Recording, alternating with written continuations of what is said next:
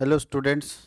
Vinoba Bhave university Hazaribagh में जो बच्चे अभी सेमेस्टर 1 में हैं और कॉमर्स के स्टूडेंट हैं, तो उनका मेजर पेपर फाइनेंशियल अकाउंटिंग है। और हम लोग आज फाइनेंशियल अकाउंटिंग का मॉडल पेपर लेकर आ रहे हैं। मॉडल पेपर का मतलब है कि चूंकि वो पहली बार FY UGP के अंदर एग्जाम देने जा रहे हैं, उनको पता नहीं कि क्वेश्चन का लेवल क्या होगा, क्वेश्चन का पैटर्न क्या होगा, कैसा क्वेश्चन पूछा जाएगा।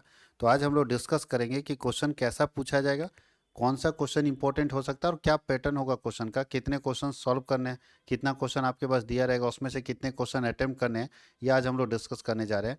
तो ये जो मॉडल पेपर है, इस तरह का 5 मॉडल पेपर लगातार आएगा। ये हमारे यहाँ टेस्ट हुआ है, हमने अपने मॉडल पेपर जो अपना बनाया था उसके आधार पर यहाँ पे टेस्ट लिया और वो टेस्ट का क्वेश्चन आपके सामने ये दिया हुआ है, जो बीकॉम सेमेस्टर 1 फाइनेंशियल अकाउंटिंग, ठीक है, टेस्ट का। ये आपको पता होना चाहिए कि जो ये टेस्ट हो रहा है या जो आपका फाइनल एग्ज़ाम होगा मेजर पेपर अकाउंट्स का, वो 75 नंबर का होगा। 75 नंबर के अंदर 3 क्रेडिट आता है। आपको मालूम होना चाहिए, अगर क्रेडिट की बात करें तो 3 क्रेडिट 75 नंबर में आता है। तो 3 क्रेडिट का ये पेपर है आपका। अब 75 नंबर का एग्ज़ाम होगा। पीरियड कितना? अब ये मत बोलना कि 100 नंबर में 3 घंटा मिलता था, तो 75 में भी आपको 3 ही घंटा मिलेगा। 25 नंबर कहाँ चला गया? तो ये आपका एक्सटर्नल एग्ज़ाम है।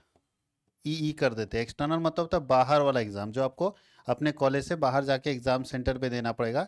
इसको बोलते हैं ई एस ई का फुल फॉर्म होता है इंड सेमेस्टर एग्ज़ाम। जब आपका 6 महीना का एक सेमेस्टर होता है, एक सेमेस्टर कंप्लीट होगा, तब आपको एग्ज़ाम देना है। एग्जामिनेशन जहाँ पे आपका एग्जामिनेशन सेंटर पड़ेगा वहाँ जाके आपको एग्ज़ाम देना है।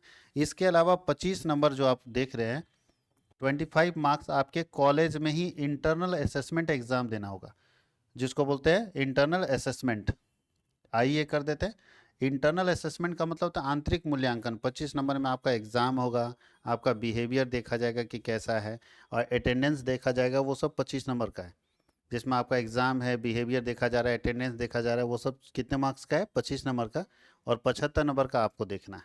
तो ये तो आपका कॉलेज देगा और आपका इंटरनल के मार्क्स के आधार पर मिलेगा, जो इंटरनल एग्ज़ाम होगा। और वो पहले इंटरनल एग्ज़ाम होगा, फिर फॉर्म भराएगा, तब एक्सटर्नल होगा। तो इसलिए आपको अपने इंटरनल एग्ज़ाम की भी तैयारी करनी है। और इंटरनल एग्ज़ाम में जो बच्चा फेल होता है वो फेल हो जाता है।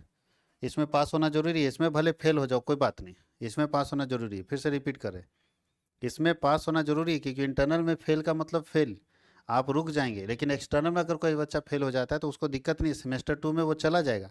हाँ, लेकिन उसको सेमेस्टर 1 का एग्ज़ाम क्लियर करना होगा। जब वो सेमेस्टर 3 में रहेगा ना, तो जब वो सेमेस्टर 3 में रहेगा उस समय सेमेस्टर 1 का एग्ज़ाम होता है। तो उस समय उसको सेमेस्टर 1 का एग्ज़ाम और सेमेस्टर 3 का एग्ज़ाम एक साथ लिख के सेमेस्टर 1 को क्लियर करना होगा, तभी वो आगे कैरी कर सकता है। लेकिन ये है कि रुकेगा नहीं, वो सेमेस्टर 2 में चला जाएगा अगर वो 2 पेपर में फेल होता है तो नियम ये कहता है कि 12 सब्जेक्ट टोटल है। 12 में से किसी 9 में, 12 में से 9 सब्जेक्ट में पास होना जरूरी है, सेमेस्टर 1 और सेमेस्टर 2 मिला के। 1 एंड 2 में 12 सब्जेक्ट आपको पढ़ना है, ठीक है। तो 12 में से कितने में पास होना जरूरी है? 9 में पास होना। अगर 3 से ज़्यादा में फेल तो आप तो फेल हो गए, लेकिन 3 में अगर लटक गए तो भी आप सेमेस्टर 2 में चले जाएंगे। लेकिन कंडीशन है कि सेमेस्टर 2 सारा सब्जेक्ट पास होना होगा। बात समझ गए? क्योंकि 12 में से आपको 3 सब्जेक्ट सेमेस्टर 1 2 में झटका लगेगा तो आप आगे बढ़ जाएगा, नहीं तो साफ लिखा रहेगा नोट प्रमोटेड इन सेमेस्टर 3। वहाँ लिखा रहेगा नोट प्रमोटेड इन सेमेस्टर 3, साफ साफ लिखा रहेगा कि आप सेमेस्टर 3 में प्रमोट नहीं हो सकते, और कोई चांस भी नहीं, कुछ भी कर लो, क्योंकि जो सिस्टम है उस सिस्टम के थ्रू आपको चलना पड़ेगा। इसलिए आपको इस बात का थोड़ा डर भी होना चाहिए कि हमको तरीके से सेमेस्टर 1 और 2 क्लियर करना है, इसको आसानी से ना ले। तो ये पूरा एग्जाम का पैटर्न है, जो इस पैटर्न पर आपको एग्जाम लिखना है। मार्क्स कैसे पूछा जाएगा? तो आपको हम बताया था कि ग्रुप ए में 3 क्वेश्चन पूछे जाएंगे। ग्रुप ए में कितने क्वेश्चन पूछे जाएंगे? 3। और ये कंपलसरी ग्रुप है। देखिए यहाँ लिखा है सारे प्रश्नों का उत्तर देना अनिवार्य है। It is compulsory to answer all the questions. ये 3 क्वेश्चन जो रहेगा वो तीनों कंपलसरी क्वेश्चन है, चॉइस नहीं है आपके पास। ये 3 रहेगा, तीनों बनाना होगा आपको। और एक क्वेश्चन कितने नंबर का होगा? 5 नंबर का एक क्वेश्चन होगा, तो 3 क्वेश्चन इंटू 5 नंबर 15 नंबर का क्वेश्चन हो गया। तो ये कंपलसरी है ग्रुप ए, याद रखिएगा। तो क्या क्या क्वेश्चन था? तो इसमें 3 क्वेश्चन कैसा रहेगा, तो देखिए यहाँ पे पहला नंबर जो क्वेश्चन रहेगा उसके अंदर छोटे छोटे क्वेश्चन रहेंगे 5। 1 नंबर का एक क्वेश्चन है, देखिए यहाँ लिखा है ना, 1 नंबर का एक क्वेश्चन है। तो पहला क्वेश्चन है ये, ध्यान दीजिएगा, सारा पहला क्वेश्चन के अंदर आता है, ये पहले के अंदर आता है ये सारा। 5 छोटे छोटे क्वेश्चन होंगे, सिंगल लाइन और क्वेश्चन होंगे, जो 5 क्वेश्चन है। और एक क्वेश्चन का मार्क्स कितना है? 1। तो 5 इंटू 1 5 मार्क्स हो जाएगा। अब यहाँ पे ध्यान दीजिएगा क्या क्या क्वेश्चन है, इसका आंसर हम लोग डिस्कस करेंगे सिंगल लाइन में, इसको हम लोग आंसर करते चले जाएंगे ताकि आपको भी समझ में आए कि इसका आंसर क्या है। क्वेश्चन नंबर 2 आपके पास है, क्वेश्चन नंबर 3 आपके पास है। क्वेश्चन नंबर 2 को भी हम लोग अभी डिस्कस करेंगे, 5 नंबर है, और क्वेश्चन नंबर 3 को भी डिस्कस करेंगे, 5 नंबर है। कहीं कोई दिक्कत है तो बेसिकली डिस्कस करेंगे, अगले क्लास में इसका आंसर करके लाएंगे तो आपको आसान पड़ेगा, तब हम लोग सब्जेक्टिव का आंसर भी कर पाएंगे और ऑब्जेक्टिव ये जो डिटेल है उसका भी आंसर करके अगर हम आपको दे देंगे तो आपको आसानी से समझ आ जाएगा और मज़ा आएगा पढ़ने में भी। तो अभी तो हम लोग बेसिकली सिंगल लाइनर है तो यहीं पे आंसर कर लेंगे, आसानी से हो जाएगा। सबसे पहला क्वेश्चन क्या पूछ रहा है कि what is accounting standard, accounting standards क्या होता है, एक लाइन में आपको आंसर करना है। तो हम आपको पहले थोड़ा सा समझा देते हैं। स्टैंडर्ड्स का मतलब होता है मानक, रूल्स एंड रेगुलेशंस। तो भारत में अकाउंटिंग करने के कुछ रूल्स एंड रेगुलेशन सेटअप किए गए हैं। तो जो अकाउंटिंग करने के रूल्स एंड रेगुलेशन सेटअप किए गए हैं उसी को हम लोग बोलते हैं अकाउंटिंग स्टैंडर्ड्स। कैसे लिखेंगे, मान लीजिए टाटा कंपनी कैसे लिखेगी, रिलायंस कंपनी कैसे लिखेगी, हर कंपनी को अपना हिसाब किताब लिखने का तरीका एक होना चाहिए हर कंपनी का, या अलग अलग होना चाहिए। तो आपका कहना है हर कंपनी का लिखने का तरीका एक जैसा होना चाहिए। तो एक जैसा कैसे रहेगा जब तक सरकार उसके लिए कोई कानून नहीं बनाएगी। तो सरकार उसके लिए स्टैंडर्ड बना दी है, मानक बना दी है कि आप अगर हमारे देश में बिजनेस चलाते हो तो आपको इसी सिस्टम से अपना अकाउंटिंग रखना होगा। कोई दिक्कत है? कितने अकाउंटिंग स्टैंडर्ड है आपको पता होना चाहिए। अकाउंटिंग स्टैंडर्ड कितने बने हुए हैं, तो टोटल 32 बने हुए हैं। कितने बने हुए हैं? 32। पूछेगा अभी अप्लाई कितने हैं, अभी अप्लाइड है 29, 3 डिलीट हो गया। कौन कौन? 30, 31 और 32, ये तीनों डिलीटेड है अकाउंटिंग स्टैंडर्ड। ये तीनों अकाउंटिंग स्टैंडर्ड क्या है? डिलीटेड है। तो याद रखना 30 नंबर डिलीट है, 31 नंबर डिलीट है और 32 नंबर डिलीट है। तीनों अकाउंटिंग स्टैंडर्ड क्या है? डिलीटेड है। तो पहला बात याद रखना। अच्छा, अकाउंटिंग स्टैंडर्ड बनाने का काम किसका है? तो एक संस्था है जिसका नाम है ICAI।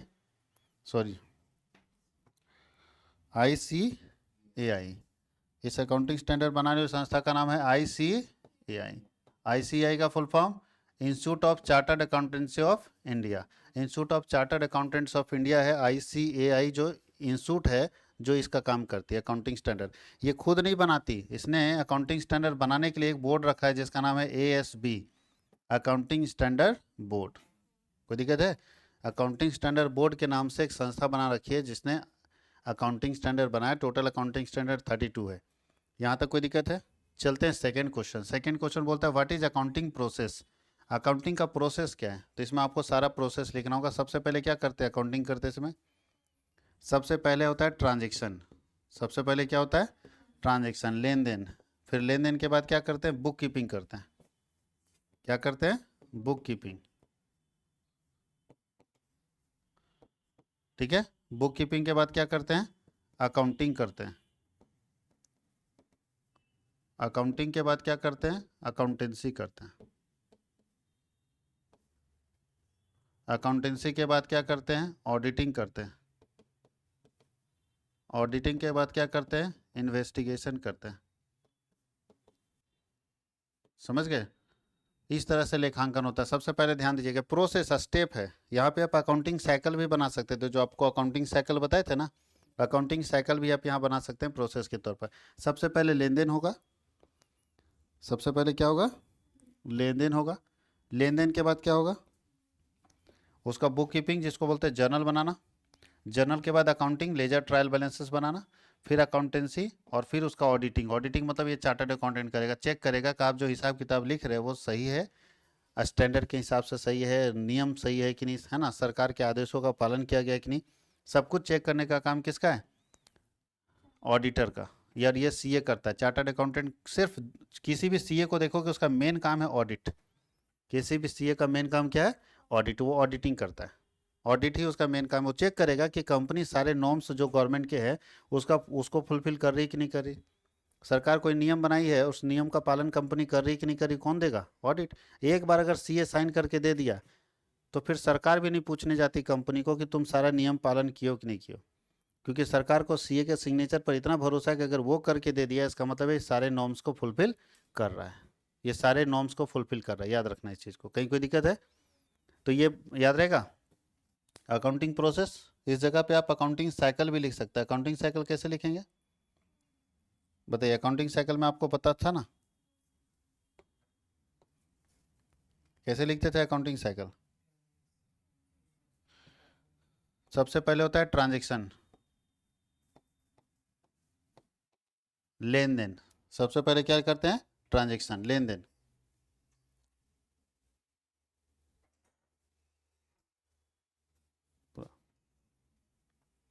दूसरा क्या करते हैं ट्रांजैक्शन के बाद? लेन देन के बाद याद कीजिए जर्नल बनता था। जर्नल के बाद लेजर के बाद याद आ रहा है कुछ?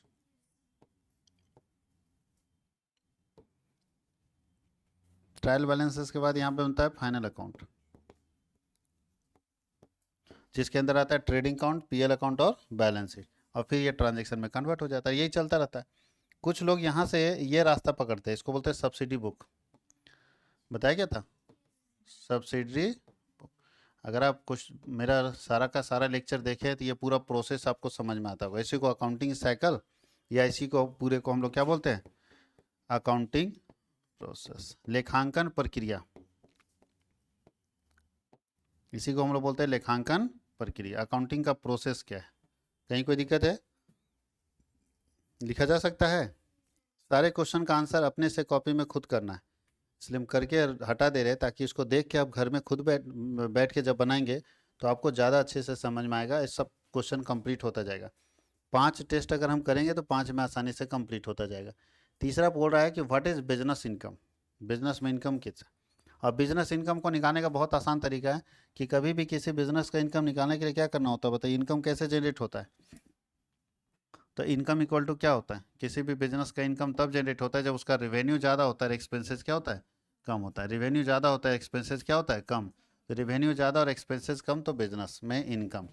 और कहीं उल्टा आ जाए तो खर्चा ज़्यादा और इनकम कम, तो फिर लॉस हो जाएगा। अब बोल रहे loss and expenses both are same. क्या लॉस और एक्सपेंसेस सेम होता है? नहीं, दोनों में अंतर है। लॉस और एक्सपेंसेस में अंतर है। कोई दिक्कत है? एक्सपेंसेस क्या होता है बताइए? तो बोलता है प्रॉफिट कमाने के लिए जो कुछ भी आप पे करते हो, प्रॉफिट कमाने के लिए जो कुछ भी आप पे करते हो उसी को हम लोग बोलते हैं एक्सपेंसेस, व्यय। जैसे हम यहाँ पे प्रॉफिट कमाने के लिए, इनकम कमाने के लिए रेंट देते हैं, रेंट मेरा क्या है? एक्सपेंसेज है। हम बिजली बिल पे करते हैं, एक्सपेंसेज है। हम अपना जियो फाइबर का बिल पे करते हैं, एक्सपेंसेज है। सैलरी पे करते हैं, एक्सपेंसेज। हम जो कुछ भी बताए, अगर हमको प्रॉफिट और इनकम नहीं कमाना होता तो क्या हम बिजली बिल देते हैं? आज हमको अगर मन करेगा कि नहीं हमको बिजली बिल नहीं देना, तो भैया भूल जाओ प्रॉफिट। अगर आप प्रॉफिट कमाने के लिए काम नहीं करते, तो जो व्यक्ति नहीं कमा रहा होगा मेरे जैसा, तो वो बिजली बिल नहीं पे कर रहा होगा। हम कमा रहे हैं तो बिजली बिल पे कर रहे हैं। ये बात आपको समझना है कि जो व्यक्ति पैसा कमाने के लिए, हर हर बिजनेसमैन का अपना अपना है। अब कोई गाड़ी चला रहा है तो बताइए, गाड़ी चलाने वाले का डीजल का पैसा लग रहा है कि नहीं? टोल टैक्स का पैसा लग रहा है। ये क्यों लगा रहा है वो? क्योंकि उससे उसको इनकम जनरेट करना है। वो जान रहा है कि हम 5,000 रुपये लगाएंगे तो 10,000 कमा पाएंगे। तो इनकम जनरेट करने के लिए, पैसा कमाने के लिए आप जो भी खर्च कर रहे हैं, जो भी पेमेंट कर रहे हैं, वो सारा पेमेंट किसके अंदर आता है? खर्च के अंदर, एक्सपेंसेस के अंदर। और लॉस क्या होता है? लॉस का मतलब है कि जब हम किसी प्रोडक्ट का में जो कॉस्ट लगाते हैं, लागत लगाते हैं, अगर उससे कम में बेचते हैं तब हमको क्या होता है? लॉस होता है। नहीं, लॉस कब होता है? जब हमारा सेलिंग प्राइस कॉस्ट प्राइस से कम हो जाता है। बात समझ गए? तो उसको लॉस बोलते हैं। ये नहीं बोलता है रेंट कोई देता है तो बोलता है लॉस हो गया। रेंट उसका लॉस है या एक्सपेंसेज है? एक्सपेंसेज है। इलेक्ट्रिसिटी बिल उसका क्या है? एक्सपेंसेज है। लेकिन वो सामान खरीदा 5 रुपया में, अब बेचा 3 रुपया में बेचना पड़ा, तब वो बोलता है कि यार 2 रुपया का बर्बादी हो गया, लॉस हो गया, जो मेरा सामान ही नहीं बिका, देखो स्टॉक फंस गया था, मजबूरी में हमको सस्ते में बेचना पड़ा। तो लॉस का मतलब है कि उसका नुकसान हो रहा है। और खर्च वो बिजनेस में इनकम कमाने के लिए। अगर हम इनकम कम कमाना चाहते हैं तो खर्च मेरा कम हो जाएगा। अगर हम एक ही बजे दिन भर में पढ़ाएंगे तो बिजली बिल कम आएगा। छोटा रूम ले लेंगे तो रेंट कम पड़ेगा। स्टाफ नहीं रखेंगे, स्टाफ का सैलरी, तो खर्च मेरे ऊपर है कि हम चाहें तो खर्च बढ़ा सकते हैं और चाहें तो घटा सकते हैं। लेकिन लॉस तो भैया आप, वो बिजनेस में लिखा हुआ है कि होना ही होना है। बात समझ गए? अब चलिए यहाँ पे देखते हैं। Subscription received in advance is a liability. अगर आपको चंदा पहले मिल जाता है तो क्या एसेट है या लायबिलिटी है? ध्यान दीजिएगा, ये हम लोग पढ़ रहे हैं एनपीओ के अंदर। किसके अंदर पढ़ रहे हैं? यानी किसी मंदिर, मस्जिद, गिरजाघर, गुरुद्वारा, ये सब में अगर कहीं अकाउंटिंग होता है और वहाँ पे कोई चंदा पहले दे देता है, तो मंदिर के लिए, मंदिर में अगर चंदा पहले मिल जाता है तो मंदिर के लिए वो चंदा का पैसा लायबिलिटी होगा या एसेट होगा? रिसिव्ड इन एडवांस, ध्यान दीजिएगा। इनकम, मंदिर का पता, चंदा में मंदिर का क्या है? इनकम है। तो अगर चंदा आपका इनकम है और इनकम अगर पहले मिल जाए तो आपके लिए क्या होगा, एसेट होगा कि लायबिलिटी होगा? आपके लिए क्या होगा, लायबिलिटी होगा। नहीं समझे? आप हमको फी दोगे ना, तो आपसे जो हमको फी मिलेगा वो मेरे लिए इनकम है। अब आप पढ़ने से पहले एज ए एडवांस हमको 1500 रुपये दे दिए, तो मेरे लिए वो पैसा क्या है, एसेट है कि लायबिलिटी है? लायबिलिटी हमको पढ़ाना पड़ेगा। जब हम पढ़ा देंगे तब मेरा एसेट बनेगा, इस बात को ध्यान रखना है। तो क्या बन जाएगा मेरे लिए, लायबिलिटी। इसका मतलब है subscription received in advance, advance में अगर चंदा मिल जाए तो वो क्या कहलाएगा। और अगर आउटस्टैंडिंग हो गया तो, कि चंदा बाकी रह गया तो मेरे एसेट है ना जी, वसूल करेंगे आपसे चंदा। तो अगर आउटस्टैंडिंग सब्सक्रिप्शन होगा तो वो एसेट हो जाएगा, और अगर एडवांस होगा तो उसको हम लोग क्या मानते हैं, लायबिलिटी। तो याद रहेगा, ये लायबिलिटी बिल्कुल सही है। अब क्वेश्चन पूछ रहा है दूसरा, पहला नंबर क्वेश्चन में एक एक नंबर का ये था। अब दूसरा क्वेश्चन है कि explain the basis of accounting, accounting के बेस को समझाइए। अब कितने बेस होते हैं अकाउंटिंग के, उसको समझना हो तब तो लिख पाइएगा। और इसमें दो चीज़ हम आप लोगों को बता दें कि अकाउंटिंग के अगर बेस की हम बात करें तो दो बेस है अकाउंटिंग का। एक मिनट, बोर्ड लेते हैं तब समझ पाएंगे।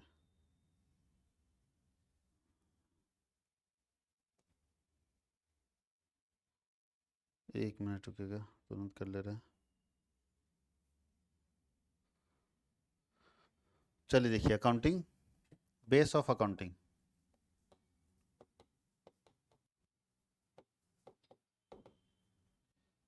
लेखांकन का आधार, एकदम लाइव सॉल्यूशन देखो। हालांकि ये किया रहता तो थोड़ा टाइम बचता। कितने आधार है लेखांकन के, तीन होते हैं। कितने होते हैं, तीन, लेकिन फेमस दो ही है। पहला होता है कैश बेसिस, रोकड़ आधार।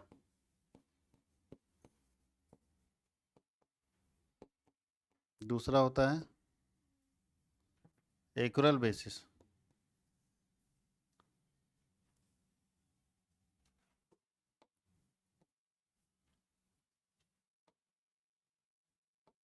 क्या लिखते हैं, ACC, एक्यूरल उपार्जन आधार।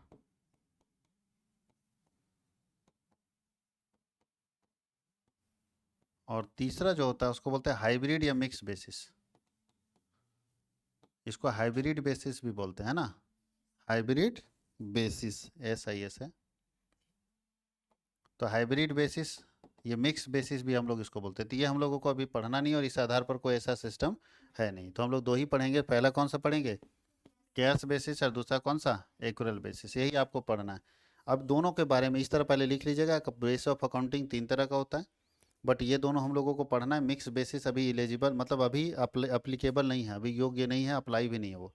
तो हम लोग चलते हैं कैश बेसिस क्या होता है। तो ऐसा बेस ऑफ अकाउंटिंग जहाँ पे हम किसी ट्रांजेक्शन को तभी लिखते हैं जब हमको कैश मिलता है या तो कैश में पेमेंट करते हैं।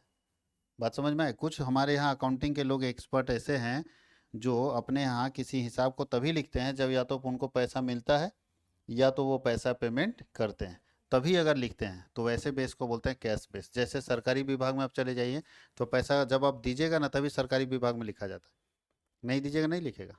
हमारे ट्यूशन में बताइए हम कब लिखते हैं आपके नाम पर, जब आप हमको फ़ी देते हैं, नहीं देंगे तब तक नहीं लिखेंगे। तो हमारे यहाँ भी कौन सा बेस चलता है, कैश बेसिस। सरकार में कौन सा बेस, कैश। बिग बाजार में जाते हैं तो क्या चलता है, कैश बेसिस। सिनेमा हॉल में क्या चलता है, कैश बेसिस। बात समझ गए? होटल में देखिए कैश बेसिस, पहले पैसा दीजिए तब रिकॉर्डिंग होगा। तो कुछ ऐसा बिजनेस है जो कैश बेसिस ही चलता है। कैश बेसिस मतलब है जहाँ उधार नहीं चलता है, याद रखना, जहाँ उधार लेन देन नहीं होता है। लेकिन यहाँ पे क्या है, एक्यूरल बेसिस में बोलता है कि यहाँ पे ओनली कैश ट्रांजेक्शन, याद रखिएगा यहाँ पे क्या होगा, केवल नगद लेन देन होगा। इसी हिसाब पर समझ जाओगे, केवल नगद, उधार उधार नहीं। सिनेमा हॉल में उधार चलता है तो कैश बेसिस वहाँ पे, लेकिन इसमें होता है जहाँ पे कैश और क्रेडिट दोनों होता है। तो अगर आपके बिजनेस में कैश और क्रेडिट दोनों ट्रांजेक्शन हो रहा है तो ऐसे में आप कौन सा बेस यूज कर रहे हैं, अगर आपके बिजनेस में कैश बेसिस भी अकाउंटिंग हो रहा है, रेगुलर बेसिस भी अकाउंटिंग हो रहा है, तो तब क्या माना जाएगा कि आपका बिजनेस, इसका मतलब नगद भी बेच रहे, उधार भी बेच रहे, दोनों में धंधा कर रहे हैं, तो आप कौन सा बेस ऑफ अकाउंटिंग यूज कर रहे होंगे? Accrual base. कौन सा बेस? Accrual base. याद रखना इस चीज़ को कि एक्यूरल बेस ऑफ अकाउंटिंग वो इस्तेमाल करेगा जिसके यहाँ उधार भी लेन देन होता है और जिसके यहाँ नगद भी लेन देन होता है। तो दोनों लेन देन अगर किसी के यहाँ हो रहा है तो वो कौन सा बेस इस्तेमाल कर रहा है? Accrual base. और हाइब्रिड बेस अभी छोड़ दीजिए, हाइब्रिड में बोलता है दोनों मिला के यूज़ करेंगे। तो ऐसा जब दोनों मिला के यूज़ करेंगे तो ये वाला तो दोनों मिला के यूज़ हो ही रहा है, इसलिए उसका कोई ज़रूरत नहीं है। लेकिन कुछ लोग लिख देता है हाइब्रिड बेस एक है, मिक्स बेस है। ऐसा कुछ नहीं, दो ही बेस आपको याद रखना, एक कैश बेस और एक्रूरल बेस। अब जैसे राशन दुकानदार है, कौन सा तरीका लगाना चाहिए उसको, कैश बेसिस या एक्रूरल बेसिस? एक्रूरल, क्योंकि उधार भी चलता है और नगद भी चलता है। तो लगभग 98% धंधा जो है बिजनेस इसी से चलता है। अच्छा बताइए, सुप्रीम कोर्ट या देश का जो भी कोर्ट है या सरकार किस बेस को अच्छा मानती है, कैश बेसिस को या एक्यूरल बेसिस को? तो एक्यूरल बेसिस को। किसको अच्छा मानती है? एक्यूरल। न्यायालय भी इसको मानता है, अच्छा कोर्ट भी इसको सही मानता है। ये बेस ठीक नहीं है। कैसे ठीक नहीं समझाते हैं। अगर मान लीजिए हम बोल रहे हैं कि जब हमको पैसा मिलेगा हम तभी लिखेंगे, और हम दुकान खोल रखे हैं, राशन दुकान। अब चलो आज हमसे कोई उधार खरीद के गया 50,000 रुपये का माल, और हम नहीं लिखें, क्यों? क्योंकि हम कैश बेसिस वाले हैं। कैश बेसिस क्या बोलता है, जब पैसा मिलेगा तब ना लिखेंगे, तभी तो पैसा लिया दिया नहीं, सामान लेके चला गया। क्या लगता है याद रहेगा आपको क्या क्या ले गया था? ना रसीद काटे, ना रिकॉर्ड किए, कुछ नहीं किए कि नहीं नहीं जब ये 3 महीने बाद पैसा देगा तब रिकॉर्ड करेंगे कि इतना का माल बिका है। जब तक ये पैसा नहीं देगा तो माल बिका है लिख भी नहीं करेंगे। तो बताइए बर्बादन हो जाएगा बिजनेसमैन। इसलिए बोलता है नहीं नहीं लिखो पहले, अभी जो जो सामान लेके गया उसका पूरा बिल रिकॉर्ड करो, जब वो पैसा देगा तो भी लिखेंगे, अभी भी उसके नाम पर चढ़ाएंगे, और जब वो पैसा देगा तो उसके नाम पर काट देंगे, यानी 2 बार रिकॉर्डिंग करेंगे, अभी क्रेडिट ट्रांजेक्शन के समय भी और जब ये इसका पेमेंट करेगा उस समय भी रिकॉर्डिंग करेंगे। कहीं कोई दिक्कत है? लेकिन यहाँ पे क्या होता है, यहाँ पे हम लोग ट्यूशन में क्या करते हैं, जो पैसा नहीं देता उसके नाम पर कुछ नहीं चढ़ाते, पैसा दिया तो रिकॉर्ड किए, नहीं दिया तो छोड़ दिए। तो याद रखिएगा, वैसे लेन देन जो कैश वाला ट्रांजेक्शन को रिकॉर्ड करता है उसको बोलते हैं कैश बेसिस ट्रांजेक्शन, ठीक है। और जो कैश और क्रेडिट दोनों को रिकॉर्ड करता है उसको बोलते हैं एक्यूरल बेसिस ट्रांजेक्शन। याद रहेगा सबको? एक्यूरल बेसिस ट्रांजेक्शन का मतलब जहाँ पे कैश और क्रेडिट दोनों को रिकॉर्ड किया जाएगा, और कैश बेसिस का मतलब है जहाँ पे केवल नगद लेन देन को रिकॉर्ड किया जाएगा। कहीं कोई दिक्कत है? ये है बेस ऑफ अकाउंटिंग, कि आप अपने यहाँ अकाउंटिंग कैसे रखेंगे, किस तरह से अपना अकाउंटिंग आप सिस्टमेटिक सेटअप करेंगे। हटा दिया जाए इसको।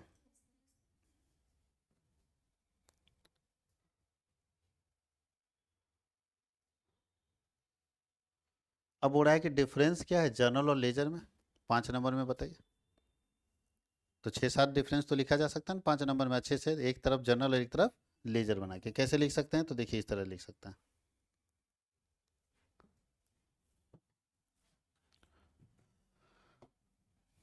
एक तरफ आप जर्नल लिख दीजिए और एक तरफ लेजर लिख दीजिए, लेजर और। तो चलिए बताइए सबसे पहला क्या है, जर्नल किसका पार्ट है?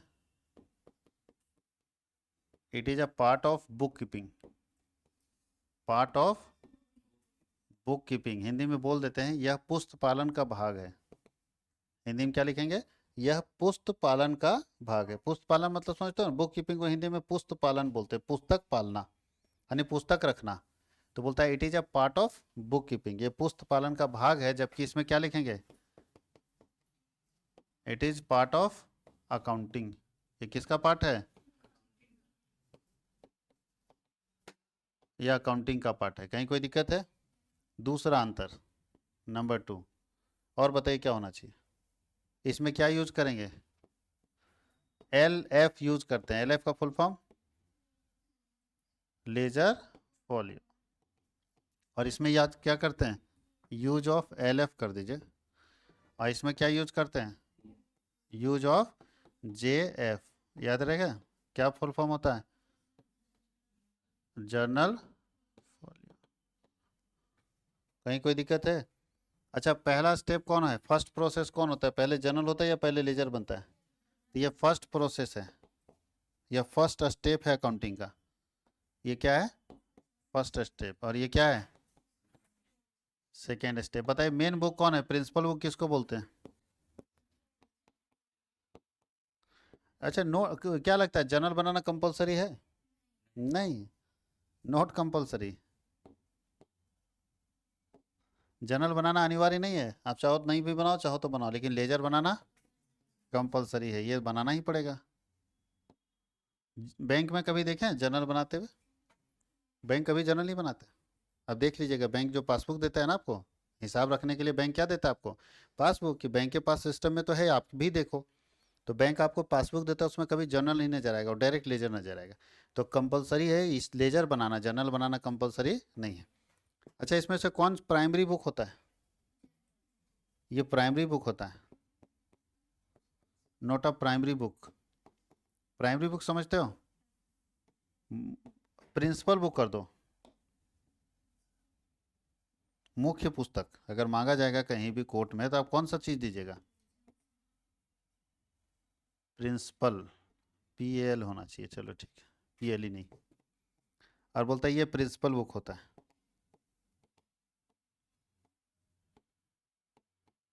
कोई दिक्कत है? हालांकि यहाँ प्रिंसिपल, हाँ यही वाला स्पेलिंग होगा, मुख्य नहीं है। प्रिंसिपल बुक होता है, याद रखना इस चीज़ को। कोई दिक्कत है? यानी अगर कहीं भी आपको पूछा जाए, कहीं भी कुछ मांगा जाए, तो आप सबसे पहले लेजर दीजिएगा, जर्नल का कोई वैल्यू नहीं है, जर्नल एक जाएगा फेंक देगा। तो प्रिंसिपल बुक कौन है? अच्छा, कॉलन कितने होते हैं इसमें? जब जर्नल का फॉर्मेट बनाते हैं तो कितने कॉलन यूज होते हैं? तो 5 कॉलन यूज होते हैं जब जर्नल का फॉर्मेट, 5 कॉलन इन फॉर्मेट। और अगर लेजर का फॉर्मेट बनाते हैं तो कितने होंगे? 8 कॉलन इन लेजर। कहीं कोई दिक्कत है? जर्नल क्या होता है? जर्नल बोलता है हेल्पफुल इन लेजर, लेजर बनाने में हेल्पफुल होता है। और लेजर क्या करता है? Helpful in trial balance, trial balance and final account.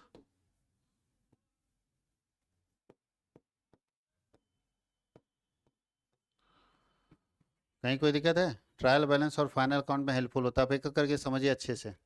पहला, जर्नल जो है वो बुक कीपिंग का पार्ट है, पुस्त पालन का भाग है, हिंदी में भी बोल रहे हैं, सुन के लिख सकते हैं। लेजर जो है वो लेखांकन का भाग है, अकाउंटिंग का भाग है। दूसरा है कि जर्नल में LF यूज होता है। LF का फुल फॉर्म क्या होता है? यानी जर्नल में LF का प्रयोग किया जाता है, लेजर फेलियो, जबकि लेजर में JF का इस्तेमाल किया जाता है, जनरल फेलियो। बोलता है ये जब भी अकाउंटिंग हम करने, रिकॉर्डिंग करने जाते हैं, तो पहला स्टेप जो है वो जर्नल होता है, और दूसरा स्टेप क्या होता है? लेजर होता है। उसके बाद बोलता है कि ये बनाना कंपलसरी नहीं है, जर्नल बनाना अनिवार्य नहीं है, जबकि ये बनाना अनिवार्य है। ये प्रिंसिपल बुक यानी प्रधान पुस्तक नहीं होता है, मुख्य पुस्तक नहीं होता है, जबकि ये क्या है? मुख्य पुस्तक होता है। इसमें 5 कॉलन होते हैं, जबकि इसमें क्या होते हैं? 8 कॉलन होते हैं। और ये हेल्प करता है लेजर बनाने में। अगर जर्नल नहीं बनेगा तो लेजर दिक्कत करेगा। और लेजर हेल्प करता है ट्रायल बैलेंस और फाइनल अकाउंट बनाने में, trading account, PL account, balance sheet तभी बनेगा जब आपके पास लेजर होगा। क्योंकि लेजर होगा तो ट्रायल बनेगा, और ट्रायल रहेगा तो फिर फाइनल अकाउंट आपका तैयार होगा। कहीं कोई दिक्कत है?